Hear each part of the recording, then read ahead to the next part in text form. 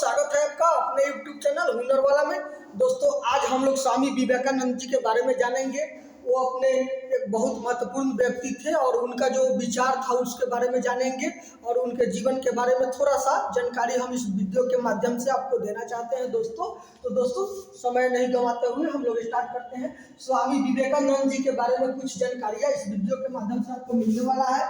दोस्तों स्वामी विवेकानंद जी का जो जन्म हुआ था वो उनका जन्म 12 जनवरी 1863 को कलकत्ता के एक बंगाली परिवार में हुआ था। बचपन का नाम नरेंद्र था, उनका नरेंद्र दत्त था और उनके पिताजी का नाम था विश्वनाथ दत्त, माता का नाम भुवनेश्वरी देवी। और 1879 में मैट्रिक का पास किए थे। उसके बाद में प्रेसिडेंसी कॉलेज में उनका दाखिला हुआ था, जहां उन्होंने यूरोपियन देशों के बारे में, पश्चिमी जो देश है उसके बारे में, उसके वहाँ का इतिहास के बारे में उन्होंने जानने का पूरा उसमें पढ़ाई की और तैयारी किया। उनका अंदर का इतना उनका आत्मविश्वास था कि कोई भी किताब को एक बार देखते थे वो किताब उनको याद आ जाता था, बिल्कुल हर चीज़ को रट जाते थे। बचपन से ही उनके अंदर में बहुत सा हिंदू धर्म के बारे में, बहुत सा देवी देवताओं के बारे में जानने का इच्छा रहता था, जिज्ञासु रहते थे। जो मिलता था उससे भी वो बात करते रहते थे और पूछते रहते थे। हर एक धर्म के बारे में, देवता के अस्तित्व के बारे में उनके जानकारी लेने का इच्छा हमेशा उनके दिल में रहता था दोस्तों। तो दोस्तों 1879 में मैट्रिक का परीक्षा उन्होंने पास किया। उसके बाद में प्रेसिडेंसी कॉलेज में दाखिला मिला, जहां उन्होंने यूरोपियन देशों के बारे में, उसके इतिहास के बारे में जाना। सन 1884 में बैचलर ऑफ आर्ट का डिग्री प्राप्त किए। इसी बीच 1881 ईस्वी में रामकृष्ण परमहंस जी से उनका मुलाकात होता है। वो सुनते हैं उनके बारे में और उनसे मुलाकात करने जाते हैं। मिलने के बाद में उनका पहला प्रश्न रहता है रामकृष्ण परमहंस जी से, जो माँ काली के भक्त थे। तो उनसे वो पूछते हैं कि आपने ईश्वर को देखा है? तो रामकृष्ण परमहंस जी बोले कि हाँ, मैं ईश्वर को देखा हूँ और मैं सम्मान भाव से देखता हूँ, जैसे तुमको देख रहा हूँ वैसा ही देखता हूँ। ये सुन करके उनके अंदर में विश्वास जग गया कि मैंने इतने आदमी से पूछा, कोई ये नहीं कहा कि मैंने ईश्वर को देखा है, केवल यही कहे हैं कि ईश्वर को मैं देखा हूँ और मुझे विश्वास, उनको पूरा विश्वास हो गया। उसके बाद में धीरे धीरे उनके यहाँ आना जाना लग गया और आगे चल के उनको ये अपना गुरु मान लिए। और रामकृष्ण परमहंस जी जो थे वो भी अपना शिष्यों में सबसे ज़्यादा इनको मानते थे, क्योंकि इनके पास इतना ना जिज्ञासा था। उसके बाद में इनके पास इतना ना, कोई भी चीज़ एक बार वो कह देते थे, उस चीज़ को पूरा कंठस्थ कर लेते थे और हर एक चीज़ को एकदम भक्ति भाव में, जैसे ध्यान का वो उनको बताते थे वैसे ध्यान करके उस चीज़ को साधना कर लेते थे। तो ये सब चीज़ देख करके रामकृष्ण परमहंस जी इनको अपना शिष्यों में सबसे श्रेष्ठ स्थान दिया करते थे। और दोस्तों सन 1886 में रामकृष्ण परमहंस जी की मृत्यु के बाद इनको उत्तराधिकारी ये बन गए, वहाँ का बेलूर मठ का बने। और 1890 में इन्होंने मृत्यु के 4 वर्ष बाद 1890 में ये पूरे देश के भ्रमण पर निकल गए। इसी बीच ये काशी गए, मथुरा गए, अयोध्या जी गए, जगन्नाथपुरी गए, जहाँ तहाँ सब जगह भ्रमण किए और वहाँ के लोगों के जीवन के बारे में, जीवन की शैली के बारे में, जो मतलब सभी से ये सब नॉलेज हासिल करने लगे। और हासिल करते करते वो घूमते हुए इसी भ्रमण के समय में ही, इसी भ्रमण के दौरान उनका मैसूर के महाराजा से इनका मुलाकात होता है। मैसूर के महाराजा से इनका मुलाकात होता है। वो इनसे इच्छा पूछते हैं कि आपका इच्छा आखिर क्या है, आपका इरादा क्या है? तो ये बोले कि हम पश्चिमी देशों का भ्रमण करना चाहते हैं, अपने धर्म का, हिंदू धर्म का हम प्रचार करना चाहते हैं, हम पश्चिमी देशों में जाना चाहते हैं। तो वो बोले कि हम आपके लिए टिकट का व्यवस्था कर देते हैं, आप जाइए। तो पहले तो ये बोले कि ना दूसरे को पैसे से नहीं जाएंगे, ऐसा इनका भाव आया मन में। फिर बाद में ये राजी हो गए और इनको जो है मैसूर के महाराजा द्वारा टिकट करवा दिया गया। और 31 मई 1893 को चेन्नई से जहाज, पेनिनसुलर नाम के जहाज से इनका यात्रा आरंभ हुआ। और पहले कहाँ पहुँचे?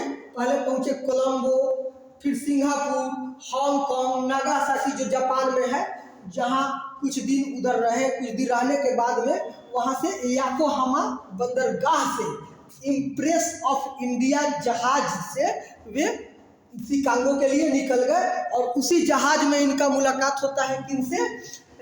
जमशेद टाटा, जो टाटा का जो फाउंडेशन है, जो फाउंडेशन रखने वाले व्यक्ति हैं वो जमशेद टाटा जी हैं। उन्हीं से उनका मुलाकात होता है और उसी जहाज में उनसे बातचीत भी होता है। और उसके बाद में वो पहुंचते हैं कहाँ? 30 जुलाई 1893 को शिकागो पहुंचते हैं। शिकागो पहुंचते हैं जहां पर धर्म संसद होना था। 31वें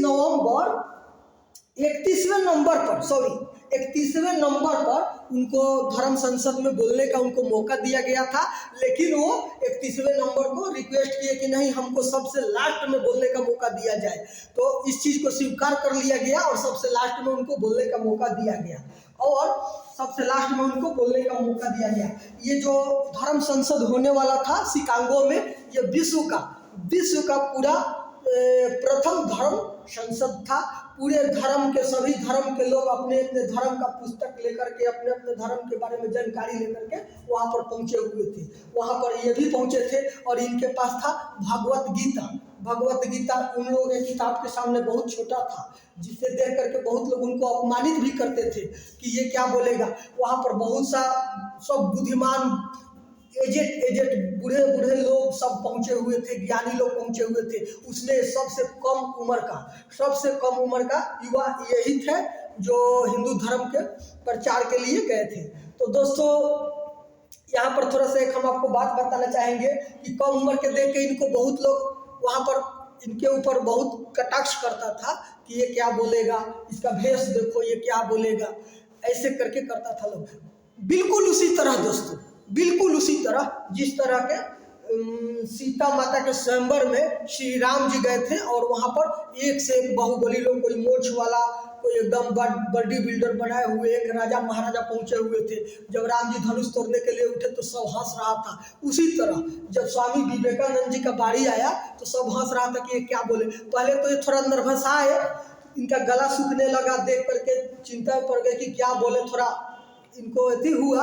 लेकिन माँ सरस्वती का इन्होंने ध्यान दिया और ध्यान दे करके डायरेक्ट स्टेज पर गए और स्टेज पर जा करके इन्होंने माँ सरस्वती का ध्यान दे करके पहला मुंह से जो शब्द बोला मेरे अमेरिका के भाइयों और बहनों। इतना ही बात बोलते हुआ कि पूरा जितना भी वहाँ पर 60,000 आदमी जो बैठे थे सभी उठ करके ताली बजाने लगे। 2 मिनट तक लगातार दोस्तों ताली का गड़गड़ाहट होते रह गया, 2 मिनट तक ताली बजते रह गया। उसके बाद में इन्होंने अपना वहाँ पर भाषण स्टार्ट किया और इनके भाषण से सब लोग इतना न संतुष्ट हुए कि सब लोग उसी में मंत्रमुग्ध हो गए और सभी इनके भाषण को बड़ी ध्यान से सुने।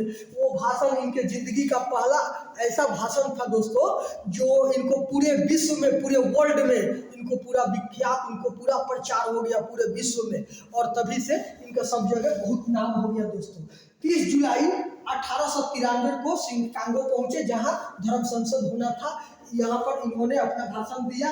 1.5 बरस तक यहाँ पर अमेरिका में इन्होंने घूम करके बहुत सी जगह गए और इन्होंने अपने धर्म, हिंदू धर्म का प्रचार किया 1.5 बरसों तक। उसके बाद में दोस्तों सन 1896 में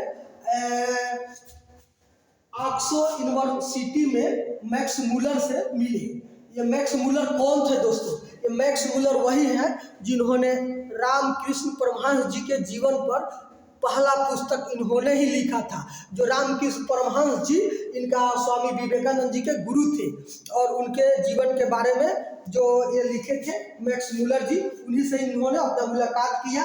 मुलाकात करने के बाद में वहीं पर दोस्तों एक शिष्या भी मिली जिसका नाम सिस्टर निवेदिता था, जो बहुत दिन तक स्वामी जी का सेवा किया। भारत में आकर के भी उन्होंने सेवा की। उसके बाद में दोस्तों 39 वर्ष 5 महीना 21 दिन की आयु में महासमाधि में 4 जुलाई 1902 को रात में 9:10 पर स्वामी जी ने शरीर त्याग दिया। ये दोस्तों शरीर त्यागने से 2 घंटा पहले इन्होंने खुद को एक रूम में बंद करके समाधि में लीन हो गए। शिष्य लोग को बोल दिए कि जो शिष्या थे उनको कि हमको आप लोग डिस्टर्ब नहीं करिएगा, और ये समाधि में लीन हो गए। लीन होने के बाद में 9:10 पर इन्होंने शरीर का त्याग किया। तो दोस्तों ये एक छोटा सा वीडियो था, ये जानकारी हमने आपको इस वीडियो के माध्यम से दिया। और दोस्तों 22 जनवरी को ही युवा दिवस पूरे भारत में सब जगह मनाया जाता है। ये हम लोग का युवा दिवस मनाया जाता है 22 जनवरी को। और ये जो चला था ना धर्म संसद, ये चला था दोस्तों 11 सितंबर से 27 सितंबर तक 1853 में चला था।